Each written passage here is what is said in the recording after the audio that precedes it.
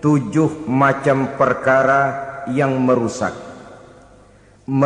akidah dan keimanan, merusak amal perbuatan yang sudah kita kerjakan, merusak sendi-sendi kehidupan sosial, pendek kata merusak segala hal di dalam kehidupan kita. Jauhilah olehmu 7 macam perkara yang merusak. Yang pertama, asyirku billah, menyekutukan Allah subhanahu wa ta'ala.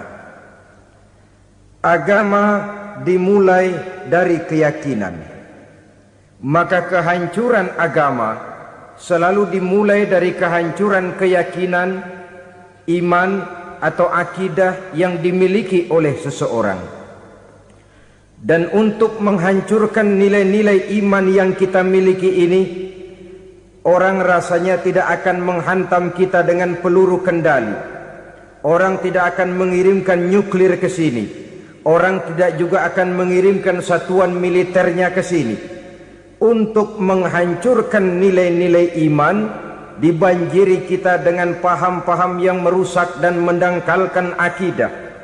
Baik ia bernama materialisme, baik ia bernama sekularisme, baik ia bernama banjirnya maksiat dan munkarat, baik ia bernama banjirnya peradaban dan kebudayaan yang menghancurkan moral daripada anak-anak kita, sedikit demi sedikit melenturkan dan melunturkan nilai-nilai keimanan kita, untuk kemudian pada waktunya nilai iman itu akan bertukar dan berganti menjadi nilai syirik kepada Allah subhanahu wa ta'ala. Atau pada sisi lain, menjadikan yang selain Allah sebagai tujuan akhir daripada kehidupan kita.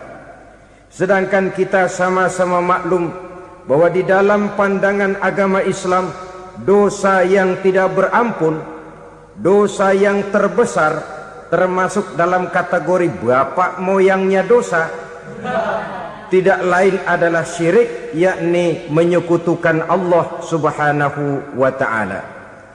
Pola penghancuran iman ini memang berstrategi. Ditawarkan kita kepada paham materialisme, paham kebendaan, di mana otak menempati urutan sebagai ranking pertama, Tuhan jatuh pada urutan kedua. Lalu menyusul kepada paham sekularisme, Allah dipisahkan dari seluruh kegiatan hidup ini, untuk pada gilirannya menjadikan yang selain Allah sebagai tujuan akhir daripada seluruh kegiatan hidup kita. Oleh karenanya, kewajiban menjaga nilai-nilai iman ini merupakan kewajiban yang mulia tetapi berat. Tidak hanya untuk kita, tetapi juga bagaimana mewariskannya kepada anak-anak kita, generasi yang akan datang. Orang-orang tua bijaksana yang diceritakan di dalam Al-Quran, kalau sudah berpikir tentang anak-anaknya, pertanyaan yang paling mereka risaukan ialah, ma ta'buduna min ba'di. Anakku, kalau pada satu saat aku, ayahmu sudah tidak ada lagi di dunia ini, meninggalkan kamu semua, ma ta'buduna min ba'di, apa yang akan kamu sembah nak? Jikalau sekarang ayahmu masih mau ke masjid, masih mau melakukan rukuk dan sujud, masih beribadah menyembah Allah subhanahu wa ta'ala, kalau orang tuamu sudah tidak ada, ma ta'buduna min ba'di, masihkah engkau mau datang ke masjid? Masihkah engkau mau rukuk dan sujud? Masihkah engkau mau menyembah Allah subhanahu wa ta'ala? Pertanyaan ini yang dipikirkan oleh Nabi Yakub kepada putra-putranya. Pertanyaan ini yang diteruskan oleh Nabi Ibrahim kepada anak-anaknya. Pertanyaan ini yang diwariskan oleh generasi ulama'us salafus saleh kepada para generasi berikutnya. Bagaimana kita generasi sekarang? Kita orang-orang tua sekarang bukan berfikir ma ta'buduna min ba'di, malah yang kita fikirkan ma ta'kuluna min ba'di. Kalau bapak tidak ada nanti kamu makan apa nak? Perkara kamu nyembah apa urusan nomor 18. Yang penting kamu nanti hidup bisa makan, nak. Maka kita sibuk mewariskan harta kepada anak-anak kita. Kita sibuk mewariskan kebun dan tanah kepada anak-anak kita. Kita sibuk mewariskan pabrik kepada anak-anak kita, sementara kita lupa mewariskan intan yang paling mahal, mewariskan mutiara yang paling berharga, yaitu nilai iman kepada Allah Subhanahu wa ta'ala. Alangkah baiknya apabila warisan harta, warisan tanah dan kebun, warisan rumah dan pabrik didasari lebih dahulu dengan mewariskan nilai iman kepada Allah Subhanahu wa ta'ala. Sebagai orang-orang tua, kita boleh bersedih kalau anak kita tidak mengerti komputer. Kita boleh bersedih kalau anak kita tidak mengerti matematika. Kita boleh bersedih kalau anak kita tidak mengerti bahasa Inggris. Tapi sewajarnya lebih bersedihlah kita orang tua jikalau mempunyai anak yang tidak kenal Allah sebagai Tuhannya, yang kemudian tidak mau rukuk dan sujud kepada Allah Tuhannya. Itulah kemalangan yang paling malang bila kita meninggalkan generasi yang tidak bertauhid kepada Allah Subhanahu wa ta'ala. Betapapun anak kita tidak ngerti komputer, saudara, paling-paling kerugiannya cuma kerugian dunia. Masuk dia ke alam barzakh, munkar nakir tidak akan sempat tanya kau belajar komputer apa tidak. Kumpul dia di padang mahsyar, malaikat juga tidak akan tanya matematikamu nilainya berapa. Yang ditanya kau kenal Allah, kau rukuk dan sujud kepadanya, kau pernah datang ke masjid. Oleh karena itu sekali lagi, menjaga nilai iman tidak hanya untuk kita, tetapi juga mewariskannya kepada anak-anak kita, generasi yang akan datang. Sungguh kemalangan yang paling besar apabila kita meninggalkan anak-anak kita. Mereka kita tinggalkan lemah ekonominya, itu tidak baik. Mereka kita tinggalkan lemah otaknya, itu pun akan membuat mereka tertinggal oleh yang lain. Tapi yang paling celaka, jikalau kita tinggalkan mereka dalam kondisi lemah imannya, rapuh akidahnya, tidak baik dan tidak betul keyakinan hidupnya. Oleh karena itu Nabi berpesan, jauhilah 7 perkara yang merusak. Yang pertama, syirik kepada Allah Subhanahu wa ta'ala. Menyekutukan Allah baik dalam ucapan, dalam keyakinan ataupun dalam perbuatan. Ini perkara pertama yang termasuk 7 perusak besar di dalam kehidupan. Kalau sudah jatuh kita ke lembah syirik, bagaimanapun banyak kebaikan yang kita kerjakan, berjiwa sosial, bertangan pemurah, gemar menolong orang lain, kalau memang dasarnya syirik, maka seluruh kebaikan kita akan hancur, tidak akan ada nilainya dalam pandangan Allah Subhanahu wa ta'ala. Dalam pandangan manusia mungkin kita dicatat sebagai orang sosial, gemar menolong orang lain, tidak berpangku tangan melihat orang yang mendapat kesulitan.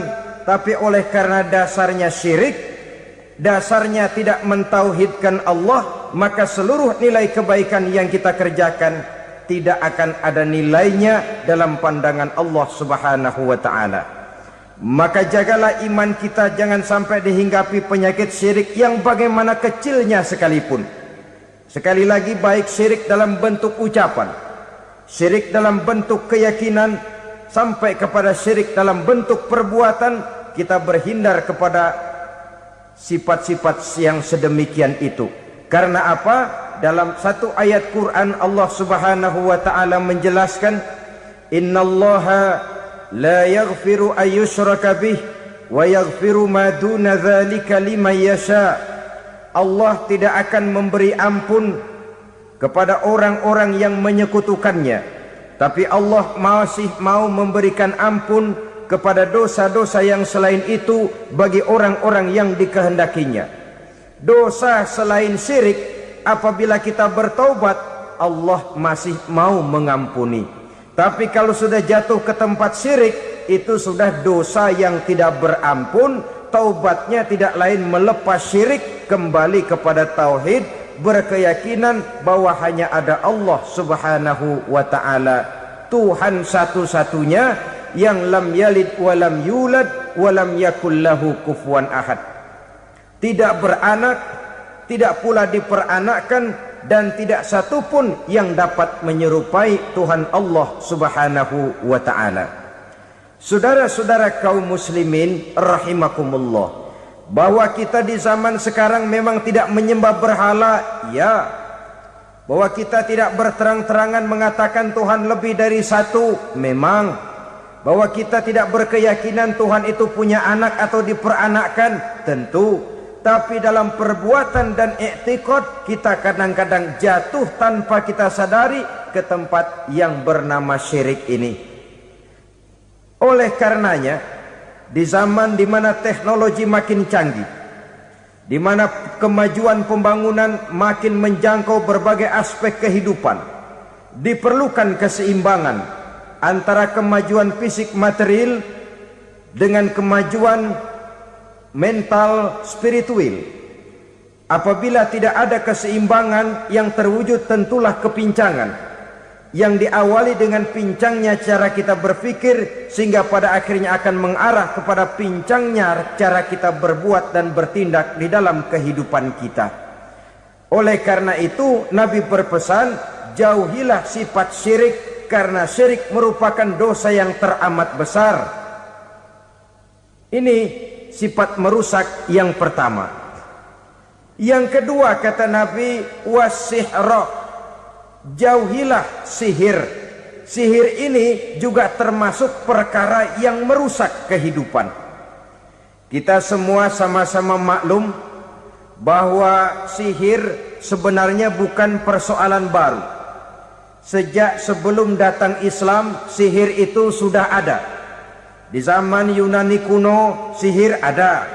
Di zaman Mesir kuno, di zaman Cina kuno, dan yang lain-lain yang serba kuno, sihir itu sudah ada.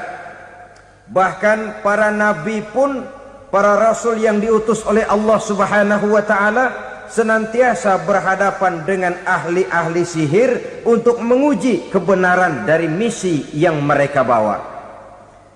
Sihir adalah perbuatan di luar kebiasaan yang bisa dikerjakan oleh ahlinya dengan bantuan jin atau setan. Hukum mempelajari sihir adalah haram, mengamalkannya lebih haram lagi. Sebab itu saudara-saudara, sihir merupakan perbuatan merusak yang harus kita jauhi. Ciri-ciri daripada perbuatan sihir, pertama, ia mengandung tipuan, bayangan khayal. Di zaman Nabi Musa misalnya, orang melihat tambang-tambang itu seperti ular. Nabi Musa melayangkan tongkatnya menjadi ular-ular besar yang memakan ular-ular kecil ciptaan tukang-tukang sihir Fir'aun tadi. Lalu sihir bisa terjadi dengan bantuan jin kafir atau setan. Kemudian ciri yang ketiga, sifatnya halus dan tersembunyi. Taruh kata ada seorang ahli sihir yang mempergunakan ayat-ayat Quran sebagai jompa-jampe, sebagai baca-bacaan, itu cuma sekedar kedok. Tujuannya tidak lain menjadikan agama sebagai ketok untuk membenarkan cara yang dimurkai oleh Allah Subhanahu wa ta'ala. Satu hadis yang diriwayatkan oleh Imam Bazar dan Tabrani, Nabi berpesan, laisa minna man tatayyara lahu au takahhana au tukuhhina lahu au sahira lahu. Tidak termasuk ke dalam golonganku, kata Nabi. Tidak termasuk umatku. Siapa mereka? Man tatayyara lahu, orang yang bertatoyur. Apa tatoyur itu? Dari kalimat toyaro, artinya terbang. Toir biasa diartikan dengan burung. Tatoyaro percaya kepada suara-suara burung. Man tatayyara lahu, mempercayai, meyakini dengan benar-benar kepada suara beburungan. Kan suka ada itu, nah bunyi burung tuh, maling liwat. Maling liwat. Burung bunyi, maling liwat. Itu termasuk tatoyaro lahu, percaya kepada suara burung. Kan aneh kalau suara orang nggak dipercaya, suara burung malah dipercaya. Ada ustadz ceramah, kiai ngaji, nggak mau didengerin, burung dengerin bener. Nah, suaranya dari sebelah mana? Belah kulon. Nah, itu tandanya ano. Habis dihitung-hitung. Itu termasuk tatoyaro lahu. Au takahana, atau bertenung, au tukuhina, atau minta ditenungkan, au sahirolahu, atau melakukan perbuatan sihir, atau minta disihirkan. Laisa minna, tidak termasuk ke dalam golonganku, kata Nabi. Sehingga dengan demikian saudara-saudara, menghadapi sihir dengan sihir sekalipun termasuk perbuatan yang tidak diajarkan oleh agama. Kita kan mempelajari sihir untuk jaga diri, tidak apa-apa. Yang dilarang mengamalkannya, dilarang juga mempelajarinya. Sebab orang kalau sudah mengetahui, biasanya lalu terangsang untuk mencoba. Kalau percobaannya berhasil, biasanya terangsang untuk coba lagi dan coba lagi. Pada akhirnya ketagihan, lalu beralih menjadi profesi, apalagi itu nanti bisa mendatangkan hasil uang.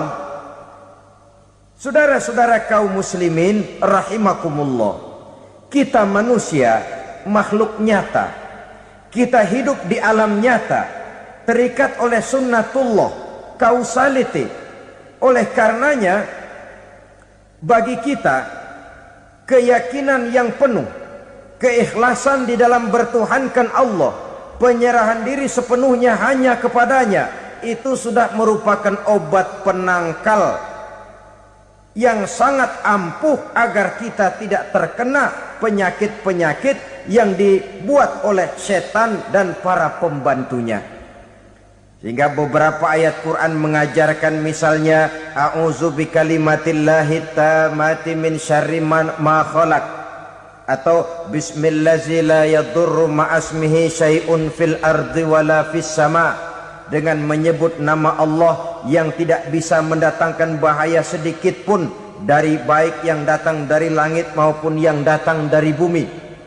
Jiwa yang kosong dari keyakinan yang penuh kepada Allah, jiwa yang penuh was-was dan ragu-ragu, itu yang mudah terserang oleh penyakit-penyakit yang dikerjakan oleh para tukang-tukang sihir, yaitu oleh setan dan seluruh para pembantunya. Kemudian hadis kedua yang diriwayatkan oleh Imam Ibnu Hibban, Nabi bersabda, la yadkhulul jannata mudminu khamrin wala mu'minu bisihrin wala qati'u rahmin. Tidak masuk surga. Ini Nabi yang bilang, tidak masuk surga. Siapa itu?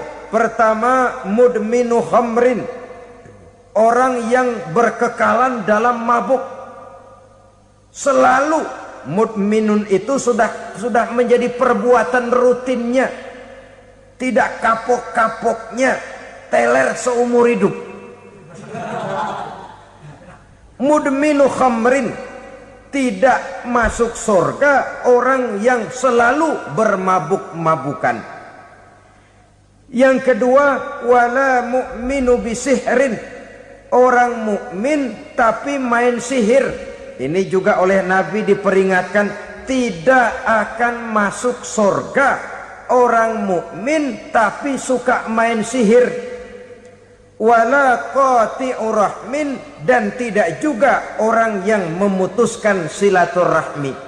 Tiga macam manusia yang diperingatkan Nabi tidak akan masuk surga: orang yang selalu mabuk, orang mukmin yang main sihir, dan orang yang memutuskan silaturahmi.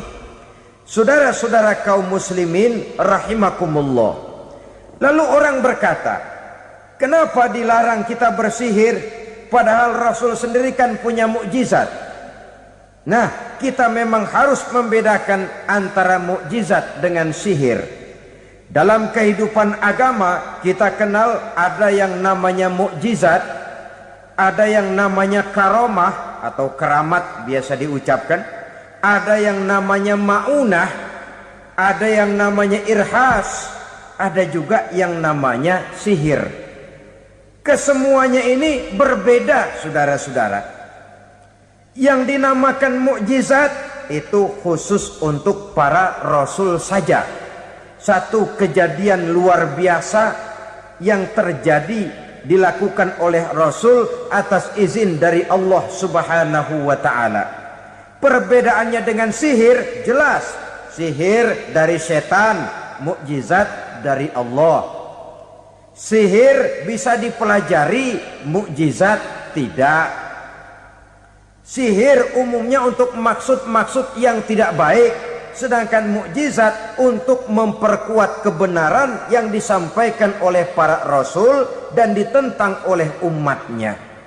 Bahkan kafir Quraisy dahulu menganggap orang-orang ahli sihir itu berada dalam satu posisi yang hina, sehingga mereka mengatakan dan menuduh Nabi Muhammad sebagai tukang sihir. Tuduhan sebagai tukang sihir adalah tuduhan yang sangat aib dan hina.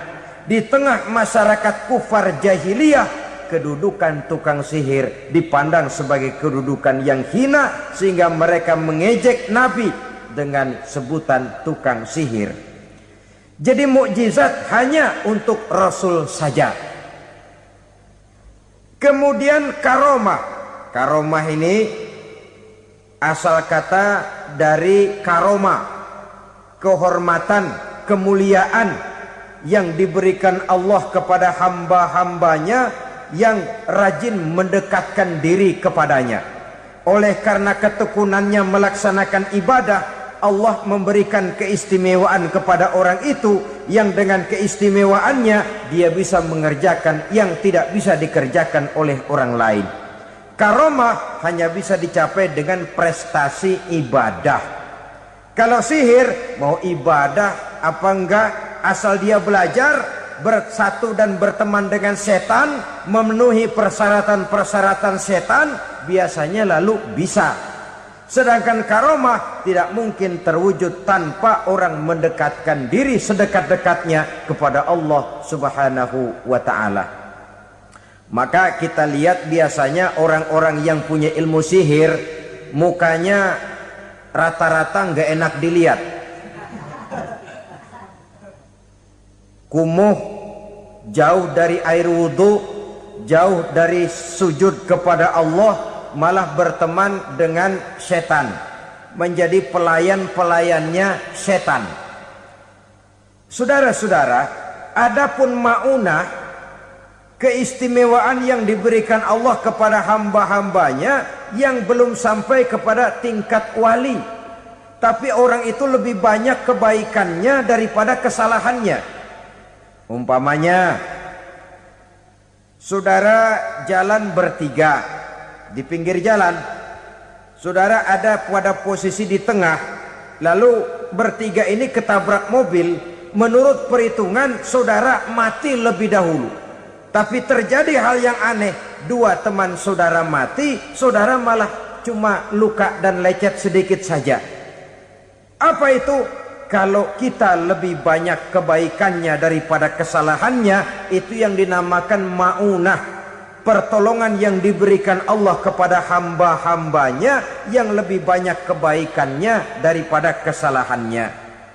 Sedangkan yang dinamakan irhas, kejadian luar biasa pada diri seseorang pada waktu dia masih kecil, yang menunjukkan tanda-tanda keistimewaannya. Itu umumnya pada para nabi pada usia kecilnya sudah ada irhas, tanda-tanda istimewa. Jelas baik mukjizat, karomah, maunah maupun irhas berbeda dengan sihir. Sihir ini jelas saja merupakan bantuan dan persekutuan antara manusia dengan setan. Padahal setan, kata Allah dalam Al-Quran, innahu lakum aduwwum mubin, sesungguhnya setan bagi kamu adalah musuh yang sangat jelas. Saudara-saudara kaum muslimin rahimakumullah, di zaman sekarang dalam menghadapi beban kehidupan yang makin pelik, menghadapi stres yang tidak kunjung selesai, menghadapi persoalan-persoalan yang teramat berat, orang sering mencari jalan keluar kepada hal-hal yang menurut pendapatnya bisa meringankan beban moralnya itu. Pergilah dia mencari sesuatu yang dapat meringankan bebannya. Dan tidak jarang yang jatuh ke pangkuan tukang-tukang tenung, ke pangkuan tukang-tukang sihir, yang mereka itu oleh Quran dijelaskan kadzabal munajjimun walau sodaku. Tukang-tukang tenung, tukang-tukang sihir, mereka itu bohong walaupun benar. Maksudnya bohong walaupun benar artinya kalau yang mereka kerjakan benar itu sih kebenaran. Benar dengan kebenaran itu lain. Kebenaran, kebetulan bisa, tapi tidak untuk selalu. Apalagi kalau itu sudah membahayakan kehidupan orang lain. Jadi oleh karena itu Nabi berpesan jauhilah daripada sihir. Kalau sudah jauhilah dari sihir artinya ya jauhilah daripada mempelajarinya, jauhilah daripada bergaul dengan orang-orang yang ahli di bidang itu, karena dari pergaulan segalanya bisa menular. Baiklah saudara, ini yang kedua. Yang ketiga pesan Nabi, wa qatlan nafsil lati harramallahu illa bil haq. Membunuh orang lain dengan cara yang tidak benar. Membunuh orang yang diharamkan oleh Allah Subhanahu wa taala untuk melakukannya kecuali dengan alasan yang benar. Kita tahu Islam adalah agama damai. Sesuai dengan namanya, ia tidak dikembangkan dengan pedang dan kekerasan. Ia dikembangkan dengan keteladanan dan tuntunan moral. Oleh karena Islam bukan agama kekerasan, Islam pun tidak mementingkan dan mengajarkan kekerasan kecuali dengan alasan yang benar dan bisa dipertanggungjawabkan. Membunuh dengan sengaja, menghilangkan nyawa orang lain tanpa alasan yang bisa dibenarkan adalah merupakan dosa besar dan satu di antara 7 perkara yang bisa mendatangkan kerusakan dalam kehidupan dan yang hendaknya harus kita jauhi. Saudara-saudara kaum muslimin rahimakumullah, beberapa waktu yang lalu di sebuah kota kecil yang indah bernama New Auckland. Saudara tahu New Auckland? Itu dari Gunung Kidul masih ngidul lagi. Pernah diadakan satu seminar yang membicarakan bagaimana menyelamatkan masyarakat manusia dari bahaya Perang Dunia Ketiga. Diperkirakan kalau terjadi Perang Dunia Ketiga, manusia tidak akan tersisa. Sebab apa? Pada waktu itu cadangan nuklir yang dimiliki oleh bersama Amerika dan Rusia konon sudah sanggup memusnahkan 6 miliar manusia pada saat jumlah manusia baru 5 miliar. Jadi kelebihan nuklir dunia ini. Kalau terjadi Perang Dunia Ketiga, sulit manusia untuk tersisa. Maka dibahaslah di dalam seminar itu, wah, supaya tidak terjadi Perang Dunia Ketiga, maka perlombaan membuat senjata-senjata canggih, alat-alat pembunuh modern harus segera dibatasi. Dibahas, tidak mungkin kita membatasi perlombaan membuat senjata. Kenapa? Makin maju ilmu dan teknologi, makin canggih senjata yang ditemukan. Atom sudah meningkat menjadi nuklir, nuklir sudah meningkat menjadi neutron, dan kita tahu bom yang bernama neutron ini bom yang cukup membunuh tanpa perlu merusak. Artinya kalau dia diledakkan di kota kita ini, bangunan utuh, jembatan tidak ambruk, rumah-rumah tetap berdiri, tapi semua yang bernama hidup mati. Itu katanya lebih sopan dari bom atom. Sebab kalau si atom ini sudah membunuh, merusak pula. Neutron cukup membunuh saja tanpa perlu merusak. Jadi majunya senjata-senjata teknologi sebagai akibat yang logis dari kemajuan ilmu pengetahuan ini tidak bisa kita batasi. Dan memang sebenarnya yang bahaya bukan senjatanya, tapi manusia yang mengendalikan senjata itu. Mereka kembali kepada prinsip the man behind the gun. Bukan senjatanya yang bahaya, tapi manusia yang mengendalikan senjata itu yang bahaya. Walaupun senjatanya modern, katakanlah model M16 umpamanya, kalau yang mengendalikannya orang beriman, insya Allah aman.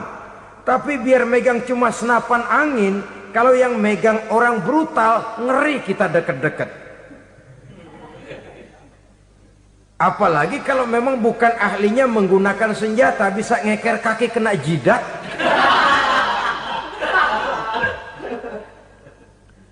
Mereka kembali kepada prinsip lama yang tetap baru. Bukan senjatanya yang harus dibatasi, manusia yang mengendalikan senjata itu yang perlu dibicarakan. Nah, kalau begitu, agar manusia tidak mempergunakan senjata sewenang-wenang, apa yang harus kita lakukan? Ya, manusianya harus bermoral. Ya, tapi moral yang mana? Di dunia ini banyak ajaran tentang moral. Itu pun mudah saja. Di sini kan kita undang saja ahli dari berbagai agama untuk membicarakan konsep perdamaian menurut agamanya masing-masing.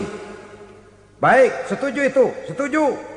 Maka tampillah para ahli agama, mereka kembali kepada prinsip moral daripada konsep yang terkandung di dalam ajaran agama untuk menegakkan perdamaian.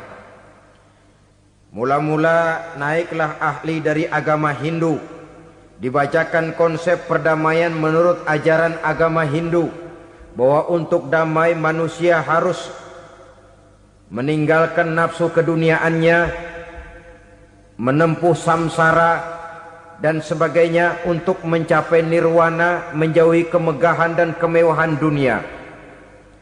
Ini lalu dibahas, rasanya juga tidak mungkin ini. Kemudian dari agama Nasrani, bahwa untuk damai manusia harus menciptakan sifat kasih sayang. Kalau ditampar pipi kiri, berikan pipi yang kanan. Kalau diberikan selendang, berikan baju. Nanti orang kasihan, lalu dia tidak akan nampar lagi. Ketika ini dibahas, ternyata rasanya pun tidak mungkin bisa diterima. Karena apa? Di zaman sekarang orang ditampar pipi kiri, dikasih pipi kanan. Bukan kasihan, gemes. Damai belum tentu, bonyok udah jelas. Lalu ketika dibacakan konsep perdamaian menurut Quran, di mana disampaikan ayat wa jazaa'u sayyi'atin sayyi'atun misluha faman afa wa aslaha fa ajruhu 'ala Allah. Balasan terhadap satu kejahatan adalah kejahatan yang seimbang.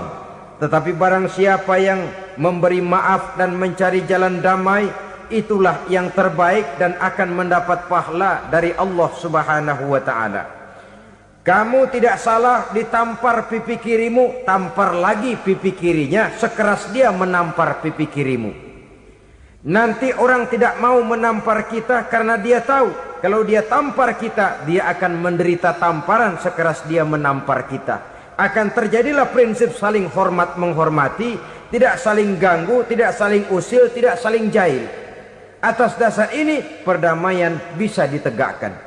Mereka bisa menerima konsep ini, tapi kemudian seminar ditutup tanpa satu keputusan resmi. Kenapa? Terus terang mereka kagum dengan konsep Islam, tapi sentimen lama terhadap nilai-nilai Islam telah menutup mata mereka untuk menerima kebenaran dari ajaran Al-Quranul Karim. Saudara-saudara kaum muslimin rahimakumullah, kembali kita kepada persoalan pokok. Roh adalah dari Allah. Dia akan kembali kepada Allah, milik mutlak dari Allah. Tidak pantas kita merampasnya dari orang lain. Tidak wajar kita menghilangkannya tanpa alasan yang dibenarkan oleh agama. Di zaman sekarang akibat persaingan hidup yang makin tajam, lapangan kerja yang makin sulit, tensi ekonomi yang makin tinggi, atau karena nilai moral yang makin rendah, atau juga karena rapuhnya pegangan orang kepada agama, nyawa rasanya sudah sedemikian murahnya. Berbagai kasus membuat berdiri bulu roma kita. Ada mayit, ada manusia dipotong 6, dicincang macam kambing. Ada yang dipotong 5, ada yang dipotong 13, dikardusin, dibuang ke tempat sampah. Inna lillahi wa inna ilaihi raji'un. Gejala apa ini? Kanibalisme. Manusia sudah demikian sadisnya, manusia sudah sedemikian buasnya, sehingga sesama manusia diperlakukan seperti hewan. Padahal hewan sendiri belum pernah macan makan macan, bagaimanapun buasnya macan. Belum pernah serigala memakan serigala, bagaimanapun brutalnya serigala. Tetapi manusia makan manusia di zaman sekarang kadang jadi kenyataan dalam kehidupan kita. Kadang persoalannya remeh saja. Soal uang 200 perak, pisau bicara, nyawa melayang. Soal rokok sebatang, celurit bicara, nyawa melayang. Soal-soal yang sama sekali tidak prinsip, begitu mudah kita menghilangkan nyawa orang lain. Padahal Nabi pernah memperingatkan, apabila dua orang muslim sudah berkelahi dan berbunuh-bunuhan, al-qatil wal maktul finnar, yang membunuh dan yang terbunuh dua-duanya neraka. Sahabat heran, ya Rasul, kalau yang terbunuh, kalau yang membunuh masuk neraka itu sih wajar, tapi yang terbunuh kenapa neraka juga? Beliau menjawab, dua-duanya sudah punya niat untuk saling membunuh. Niatnya itu yang diponten. Yang terbunuh cuman lagi apes aja, keduluan dia. Umpama tidak terbunuh, pasti dia yang akan membunuh. Oleh karenanya al-qatil wal maktul, yang membunuh dan yang dibunuh finnar, dua-duanya masuk ke dalam neraka.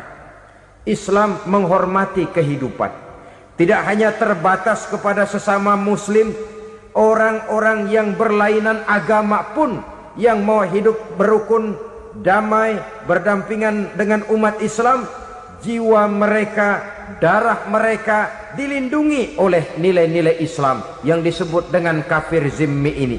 Mengganggu mereka sama saja dengan mengganggu aku, kata Nabi. Jadi oleh karena itu sayangilah sesama. Kehidupan adalah anugerah Allah, bukan wewenang kita untuk mencabutnya dari orang lain, bukan wewenang kita untuk merampas dan menghilangkannya dari orang lain. Apa yang tidak enak terjadi pada diri kita, begitu pula lah apabila terjadi pada diri orang lain. Sehingga Nabi mengatakan, la yu'minu ahadukum hatta yuhibba li akhihi ma yuhibbu li nafsihi. Belum dikatakan beriman seseorang kamu apabila dia belum mencintai saudaranya seperti ia mencintai dirinya sendiri. Apa yang enak dirasakan oleh orang lain, enak juga dirasakan oleh dia. Mengukur orang lain dengan diri sendiri. Kalau orang lain tanpa salah saya fitnah, kalau saya tanpa salah difitnah orang, enak apa enggak? Enggak, orang lain juga begitu. Kalau orang lain tanpa salah saya tempeleng kepalanya, enak apa tidak? Tidak. Orang lain juga begitu. Yang tidak enak terjadi pada diri kita, tentu tidak enak juga kalau terjadi pada orang lain. Mengukur orang lain dengan diri sendiri, sehingga tidak timbul sifat egois, tidak menari di atas bangkai orang lain, tidak mendirikan kebahagiaan di atas untayan air mata orang lain. Sehingga dengan demikian saudara-saudara, dia bisa menghormati kehidupan, menghormati orang lain sebagaimana dia ingin dihormati. Inilah perbuatan ketiga yang merusak, membunuh orang lain dengan yang diharamkan Allah tanpa alasan yang benar. Yang ketiga. Kemudian yang keempat, perbuatan merusak wa aklar riba, makan riba. Hidup adalah tolong menolong. Bahasa kerennya take and give katanya. Saling memberi dan saling menerima. Nabi mengajarkan man kuraba kurbatan min kurabid dunya karaballahu lahu kurbatan min kurabi yaumal qiyamah. Wallahu fi aunil abdi madamal abdu fi auni akhihi. Siapa yang meringankan beban dari beban-beban yang dirita seseorang di dalam kehidupan dunia, Allah akan meringankan bebannya daripada beban-beban yang harus dipikulnya di hari kiamat nanti. Wallahu fi aunil abdi madamal abdu fi auni akhihi. Allah senantiasa akan menolong seorang hamba selama hamba itu masih mau menolong saudaranya. Allah selalu akan menolong seorang hamba selama hamba itu masih mau menolong saudaranya. Apabila kita sudah berpangku tangan terhadap kesulitan orang lain, biasanya pun pada saat kita mendapat kesulitan, kita akan sulit juga memperoleh pertolongan. Nah, riba alias renten, kedoknya adalah menolong orang, tapi sama juga bulu buntutnya dilepas, palanya dicekek. Menolong orang pada akhirnya menjadi beban bagi seseorang, dan memang mencari orang-orang yang berada dalam posisi kesulitan. Biasanya di daerah-daerah di mana musim paceklik jadi lapangan kerja sulit, sedangkan urusan perut tidak bisa ditunda, akhirnya orang terjebak ke dalam rentenir, ke dalam riba, ke dalam renten, bunga berbunga, sehingga satu saat jumlah bunganya bisa lebih besar dari jumlah pinjaman pokoknya. Kemudian kalau juga ternyata tidak bisa dibayar, rumah jadi taruhan. Memang rumah satu-satunya, begitu rumah ditarik mulain camping. Bukankah pada akhirnya akan mewariskan kesengsaraan? Oleh karena itu, kepada kita berusahalah jangan berhubungan dengan rentenir, jangan makan renten dan riba. Kepada mereka yang melaksanakan riba, walaupun mendatangkan keuntungan materi, tapi percayalah harta yang didapat dengan jalan riba tidak akan membawa keberkahan. Manakala tidak membawa keberkahan, dia tidak akan mendatangkan ketenangan di dalam kehidupan kita. Oleh karenanya, memakan harta riba termasuk perbuatan yang merusak sendi-sendi kehidupan sosial, merusak kehidupan orang lain, merusak kehidupan masyarakat, tetangga, pergaulan, dan sebagainya. Yang kelima, wa akla malil yatim, memakan harta anak yatim dengan cara yang zalim. Nih, memang lezat. Anak yatim itu nggak tahu urusan apa-apa. Kita diamanahkan untuk mengurusinya. Kadang-kadang dibentuklah panitia penyantunan yatim piatu. Yatimnya mah tetap kelaparan, panitianya yang pada gendut.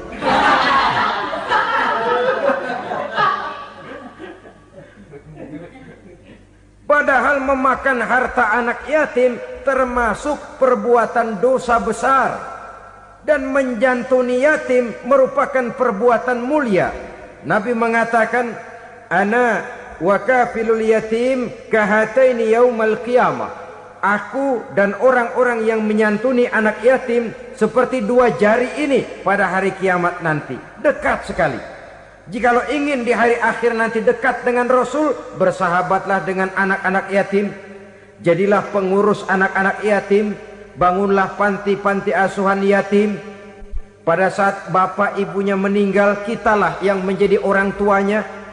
Bahkan sedemikian besar perhatian Islam terhadap anak-anak yatim ini, sehingga Quran memberikan peringatan, ara'aital ladzi yukadzibu biddin fadzalikal ladzi yad'ul yatim wa la yahuddu ala ta'amil miskin.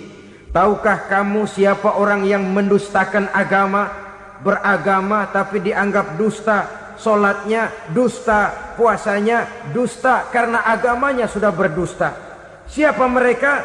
Fazalikal ladzi yad'ul yatim, orang yang menyia-nyiakan anak yatim, wala yahuddu ala ta'amil miskin, dan tidak pernah memberi makan kepada orang-orang yang menderita kemiskinan, menyia-nyiakan, meninggalkan anak yatim, termasuk perbuatan yang divonis kita sebagai orang yang mendustakan agama. Saudara-saudara kaum muslimin rahimakumullah, maka sangat dicela mengeksploitir anak-anak yatim, menjadikan mereka sebagai kedok untuk mencari kekayaan pribadi. Tetapi jikalau ikhlas, ganjarannya sangat besar, nilai pahalanya sangat besar. Menyantuni yatim tidak hanya setahun sekali. Kalau Muharram pakai istilah lebaran yatim, dibentuklah panitia, diberilah beras, uang 4-5 ribu rupiah, alhamdulillah. Tapi jangan lupa, si yatim tidak hidup cuma satu hari. Dia tidak hidup cuma di bulan Muharram saja, dia hidup 12 bulan dalam setahun. Sebagaimana anak-anak yang lain, dia juga berhak punya masa depan. Dia juga berhak menikmati bangku sekolah. Dia berhak mengenyam arti dan makna pendidikan. Dia berhak membekali diri dengan ilmu dan pengetahuan, seperti halnya anak-anak yang lain. Maka kita yang diberikan keluasan oleh Allah, ingatlah itu, bersahabatlah dengan anak-anak yatim, santuni mereka. Perkara setahun sekali di bulan Muharram, alhamdulillah, itu bagus, bin Thayyib alias baik. Tapi tentu dan tentu sekali lagi, si yatim tidak hanya hidup di bulan Muharram. Dia hidup 12 bulan dalam setahun, 24 jam dan di dalam sehari. Oleh karenanya, menyia-nyiakan mereka pada saat posisi kita memang mampu akan memojokkan kita dalam satu posisi di mana kita dianggap sebagai orang yang mendustakan agama, memakan harta anak yatim dengan cara yang zolim. Bapaknya udah meninggal, kebunnya lebar, anaknya dikelecehin. Nah, dah kamu gak usah pusing, nanti saya yang ngurus. Akhirnya bukan ngurus, nguras. Si yatim mungkin tidak tahu bahwa dia disia-siakan, haknya diambil, miliknya dizolimi. Tapi Allah yang akan membalasnya dengan seadil-adilnya. Maka makan harta anak yatim biasanya balasannya tokcer bin paten. Nggak banyak selang tempo itu, nggak percaya cobain dah. Nyobain aja kan nggak bayar, umpama. Memakan harta anak yatim dengan cara yang zolim, ganjarannya biasanya kontan. Kenapa? Ratapan si miskin, untayan air matanya, jeritan kepedihan hatinya, membuka pintu langit, permohonannya diijabah, getaran hatinya didengarkan oleh Allah. Maka balasannya biasanya kontan, spontan, tidak menunggu waktu terlalu lama. Itu di dunia, belum lagi di akhirat nanti. Bukankah dalam riwayat Mi'raj diceritakan Nabi melihat di neraka itu orang perutnya sebesar rumah? La haula wala quwata. Itu perut kayak rumah, bagaimana jalannya tuh orang? Dan memang gak jalan, diseret-seret oleh malaikat di neraka itu. Hancur perutnya, amburadul itu perut. Berantakan isinya, dibulatkan lagi, diseret lagi, hancur lagi, dibulatkan lagi. Sampai Nabi tanya, orang itu begitu berat siksanya kenapa ya Jibril? Itu Muhammad, waktu di dunia dulu rakus banget makan harta anak yatim. Begitu vonisnya, begitu menyedihkan nasibnya di akhirat. Tapi di dunia pun ketidakberkahan itu sudah membayangi kehidupannya. Oleh karena itu, kepada saudara-saudara yang mendapat titipan anak yatim, berbahagialah, karena semulia-mulia rumah adalah rumah yang di dalamnya ada anak yatim yang disantuni. Sehina-hina rumah adalah rumah di mana di dalamnya ada anak yatim yang disia-siakan. Begitu kata Nabi kita. Rumah yang paling mulia dalam pandangan Allah, rumah yang di dalamnya ada anak yatim yang disantuni. Rumah yang paling hina dalam pandangan Allah, rumah yang di dalamnya ada anak yatim yang nasibnya disia-siakan. Berbahagialah saudara apabila menjadi penyantun anak-anak yatim, pelindung mereka, sehingga mereka mempunyai masa depan sebagaimana anak-anak lainnya. Rasulullah sendiri sedemikian peka terhadap keadaan anak-anak yatim karena beliau sendiri memang mengalami umur 6 bulan dalam kandungan ibu, beliau sudah ditinggalkan oleh ayahnya. Pada saat berusia 6 tahun ibu sudah meninggal.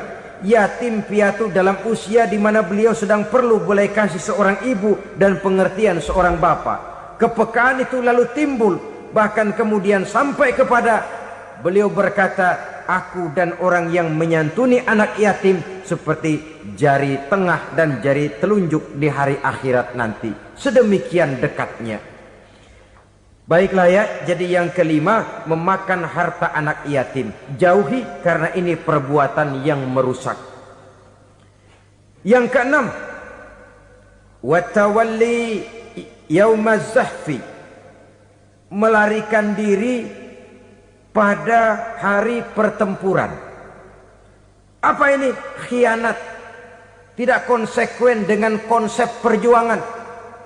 Pada mulanya keras benar teriak, berantas korupsi, ganyang korupsi. Cuma karena belum dapat giliran.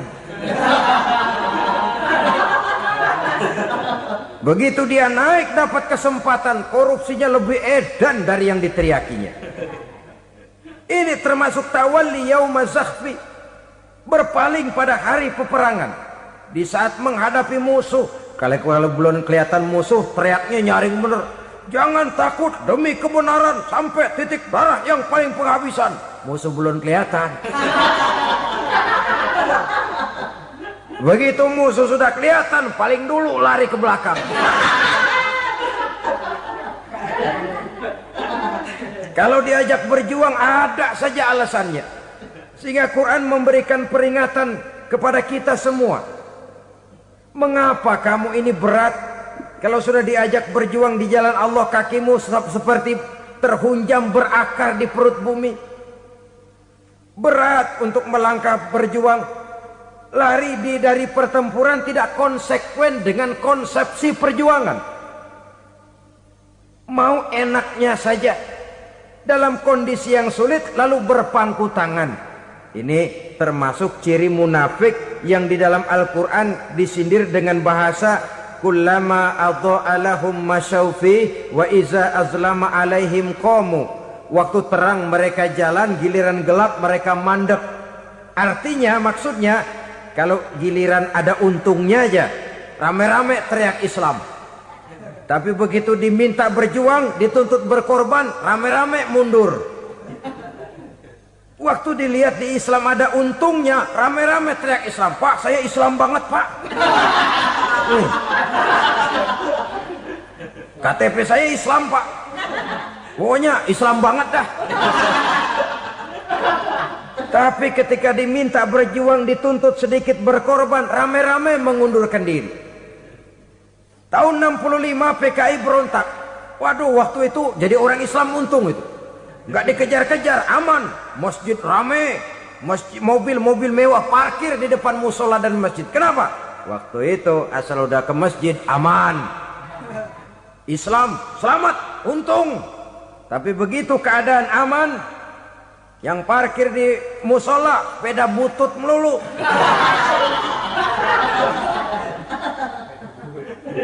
Waktu terang mereka jalan, waktu gelap mereka berhenti. Dikala di Islam ada untungnya, baru wah Islam bagus, Islam hebat. Tapi waktu dilihat ada kerugian, jangan bawa-bawa Islam dah. Jangan bicara soal Islam, ini kan bukan soal agama. Bukan soal agama. La haula wa la quwata illa billah. Beragama kita ambil talfik fid din, mengambil yang enteng-enteng saja dalam urusan beragama ini. Tidak konsekuen kita dengan Islam kita. Seolah kita mau memilih mana yang terasa cocok sama selera kita, kita teriak Islam. Beratan aja dikit, rame-rame berpaling. Itu termasuk tawalli yaumaz zahfi. Para pengkhianat, mental-mental hipokrit yang tidak mau konsekuen menghadapi segala bahaya. itu termasuk perbuatan yang merusak. Kenapa? Kalau cuma dia saja yang lari, mungkin tidak jadi soal. Tapi larinya ini akan mempengaruhi orang lain. Nah, pengaruhnya itu yang dicegah. Sebab kalau satu sudah mulai lari, yang lain mulai ngelirik. Ketika yang dilirik kemudian tidak ada reaksi, dia akan ikut lari. Artinya apa? Seorang muslim harus konsekuen dengan konsep perjuangannya, dengan keyakinan keagamaannya, dan tidak memilih yang enak-enak saja di dalam kehidupan beragama. Lari dari pertempuran, bermental khianat, mengkhianati agama, merupakan satu di antara sifat yang merusak. Terakhir saudara,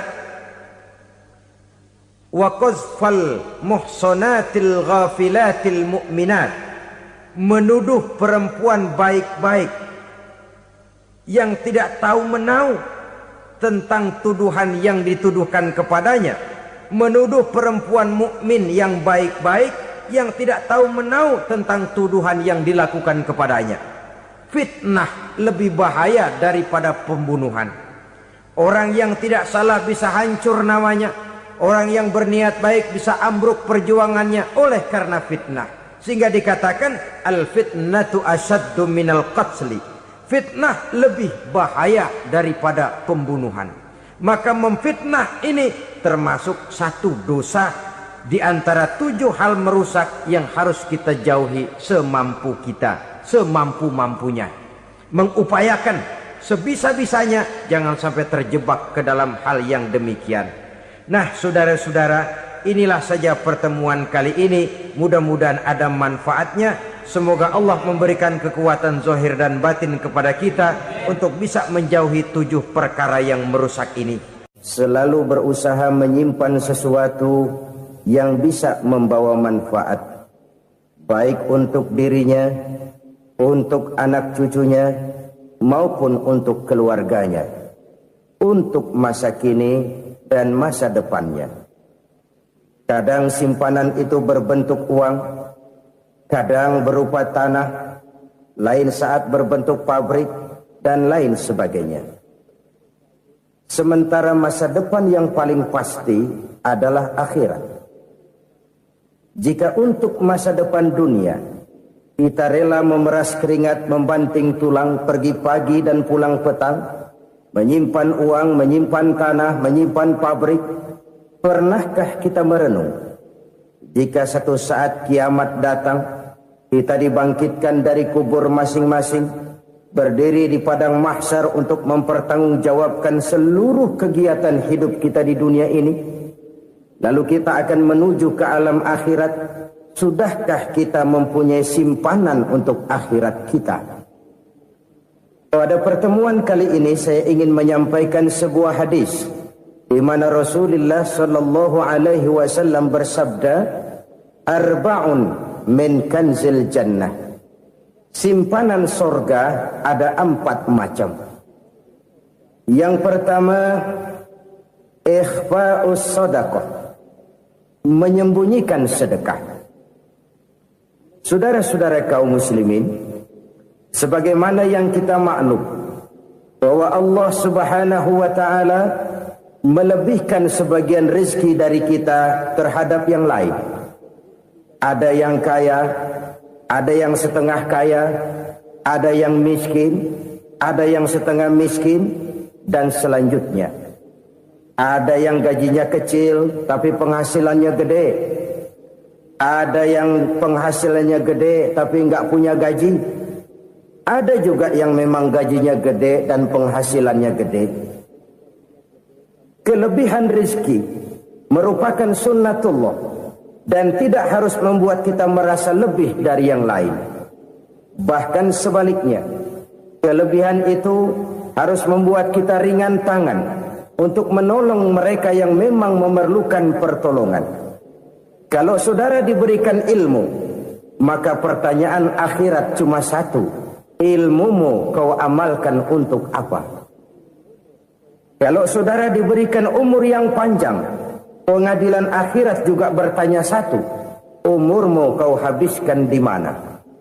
Tapi kalau saudara diberikan harta, pengadilan akhirat akan bertanya 2: hartamu kau dapat dari mana, kau belanjakan kemana. Dari mananya ditanya, dan kemananya juga ditanya. Oleh karena kita akan dimintakan pertanggungan jawab, maka amanah yang bernama harta ini harus kita gunakan dengan sebaik-baiknya. Ada penggunaan yang merupakan kewajiban, itu zakat namanya. Ada penggunaan yang sewaktu-waktu, itu infak namanya. Ada yang lebih sewaktu-waktu lagi, dan itu sedekah namanya. Zakat dia terikat oleh haul dan nisab, oleh putaran batas waktu dan ukuran dari harta itu sendiri. Sedangkan infak terikat oleh situasi dan kondisi perekonomian seseorang. Sedangkan sedekah tidak terikat dengan apapun. Dalam kondisi seperti apapun kita bisa melakukan sedekah dengan yang terkecil sekalipun. Sampai-sampai Rasulullah sallallahu alaihi wasallam mengajarkan, la tahqiranna minal ma'rufi syai'an walau an talqa akhaka biwajhin talik. Atau ada hadis, tabassumuka fi wajhi akhika laka sedekah. Senyumanmu kepada temanmu adalah sedekah. Jadi untuk melakukan sedekah tidak harus dalam berbentuk uang. Dengan ilmu kita bisa sedekah. Dengan tenaga kita bisa bersedekah, dengan pikiran kita bisa bersedekah, bahkan senyum kepada teman itu pun sedekah. Jadi kalau sedekah dengan uang memang belum punya uang, nyengir aja banyakin. Itu asal pada tempatnya, jangan lalu ketemu tiang listrik cengengesan. Tentu tidak pada tempatnya dan tidak wajar. Nah, sedekah yang paling dicintai Allah adalah sedekah yang disembunyikan. Artinya jauh dari sifat riya. Kan kadang-kadang ada orang sedekah itu disebutkan namanya. Apa tidak bagus? Kalau memang niatnya ikhlas, ya bagus-bagus saja. Untuk memberikan sugesti kepada yang lain. Di Fulan bin Fulan nyumbang sekian, diumumkan. Boleh kalau niatnya untuk memberikan rangsangan kepada yang lain supaya dia menyumbang lebih besar dari orang tadi. Tapi kalau itu mendatangkan riya, maka sedekah yang paling dicintai Allah adalah sedekah yang disembunyikan. Tangan kiri saja tidak tahu apa yang diberikan oleh tangan kanan. Sedekah yang dilakukan dengan ikhlas akan merupakan perbendaharaan surga. Tersembunyi dari pandangan orang lain, tidak seorang pun tahu. Karena memang sikap yang baik adalah melupakan kebaikan dan mengingat kesalahan. Itu salah satu ciri orang bahagia. Orang yang selalu mengingat kesalahannya dan berusaha melupakan segala kebaikannya. Kalau dia akan berada kebaikan, dia tidak bisa ikut, dia merasa rugi karena dia merasa belum pernah berbuat baik. Tapi kalau akan melakukan kesalahan baru, dia ingat kesalahan yang sudah-sudah, sehingga terhalang baginya untuk melakukan satu kesalahan baru. Demikianlah saudara-saudara, bahwa Allah melebihkan rezeki sebagian kita dari yang lain, agar terjadi tolong-menolong dalam kehidupan ini. Jadi kesenjangan yang nature, kesenjangan yang alami, itu sunnatullah. Ada yang kaya, ada yang miskin, ada yang kelas menengah. Nah, kenapa lalu sekarang kita berusaha mengentaskan kemiskinan? Oleh karena adanya kesenjangan struktural. Kalau yang kaya bisa semakin kaya, kenapa yang miskin tidak bisa naik jadi ikut sedikit kaya? Sebab pada dasarnya Islam adalah agama yang sejak turunnya sudah berupaya memerangi kemiskinan. Bahkan dikatakan kemiskinan itu mendekatkan kepada kekufuran. Orang kalau miskin udah dekat banget sama kafir. Gampang menjadi kafir. Berapa banyak saudara-saudara kita yang oleh karena soal perut, oleh karena soal materi, terpaksa meninggalkan dan menanggalkan akidahnya. Menjual petunjuk yang diberikan Allah dengan kesenangan dunia yang cuma sebentar ini. Na'udzubillah, thumma na'udzubillah. Jadi makin kita sembunyikan satu sedekah, semakin banyak perbendaharaan kita di surga. Sedekah yang paling dicintai Allah adalah sedekah yang disembunyikan. Malahan ada seorang sufi, dia punya kebiasaan kalau pergi sholat Jumat dia bawa uang, itu uang dia taruh di bawah tikar masjid. Dia niat sedekah kepada siapa saja yang nemuin itu duit. Maksudnya apa? Supaya yang nemuin nggak tahu siapa yang punya duit. Demikian dia saking ingin menyembunyikan sedekahnya. Karena sifat riya itu bisa memakan amal kita sendiri. Riya itu termasuk menyebut-nyebut kebaikan kita. Orang yang suka nepuk dada, sedikit-sedikit ngitungnya kalau nggak gua. Oh, kalau nggak gua tuh yang belah situ, kalau nggak gua. Iya, kalau nggak lu kenapa emang? Orang yang suka menepuk jasa. Biasanya memang begitu, saudara-saudara. Kalau perang lagi berkecamuk, orang nggak sempat ngaku jadi pahlawan. Tapi begitu perang selesai, yang kagak kenal bedil ngaku pahlawan, Mas. Itu sesuatu yang biasa. Oleh karenanya, orang-orang yang ikhlas dalam bersedekah, disembunyikannya sedekah itu, Allah cinta betul. Malahan ada hadis memberikan jaminan, inna shadaqatal mar'il muslimi tazidu fil umri wa tadfa'u mitatas su'i. Sesungguhnya sedekahnya seorang mukmin tazidu fil umri, bisa menambah umur panjang. Wa tadfa'u mitatas su'i, dan menyelamatkan manusia dari mati secara su'ul khatimah. Jadi siapa yang kepengen panjang umur, banyaklah sedekah. Yang bosan hidup, pelit terus. Sedekah menambah panjang umur dan menyelamatkan manusia dari mati secara su'ul khatimah. Pak, katanya umur itu nggak bisa ditambah, nggak bisa dikurangin. Kapan? Kalau ajal sudah datang. Wa idza jaa ajaluhum la yastakhiruna sa'atan wa la yastakdimun. Kalau ajal datang tidak bisa dimajukan, tidak bisa dimundurkan. Itu kalau ajal sudah datang. Tidak bisa lagi umur ditambah dikurangi, sudah datang. Tapi kalau belum datang, itu kan haknya Allah. Mau ditambah, mau dikurangi, hak prerogatif Allah. Sebagai pencipta manusia, Allah maha kuasa dan maha mampu. Sedekah ini menambah panjang umur dan menyelamatkan manusia dari mati secara su'ul khatimah.